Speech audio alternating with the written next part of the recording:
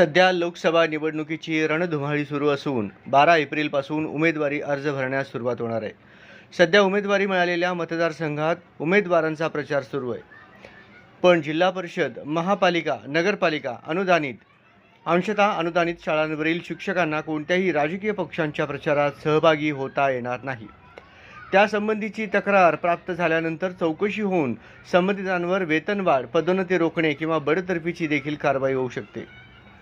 सोलापूर व माढा या दोन्ही मतदारसंघाची निवडणूक तिसऱ्या टप्प्यात होणार आहे. 12 ते 19 एप्रिल या काळात उमेदवारांना निवडणुकीसाठी अर्ज भरता येणार आहेत. त्यानंतर 20 एप्रिल रोजी उमेदवारी अर्जाची छाननी होणार असून 22 एप्रिलपर्यंत अर्ज मागे घेण्याची मुदत आहे. अंतिम उमेदवारांची यादी प्रसिद्ध झाल्यानंतर 22 एप्रिल ते 5 मेपर्यंत प्रचाराचे दिवस असतील. 7 मे रोजी मतदान होणार आहे. या दरम्यान सरकारी पगार घेणाऱ्या शिक्षकांना कोणत्याही राजकीय पक्षाचा किंवा उमेदवारांचा प्रचार करता येणार नाही आणि त्यांचा प्रचारात कृतीयुक्त सहभाग देखील असू नये असे निर्बंध आहेत.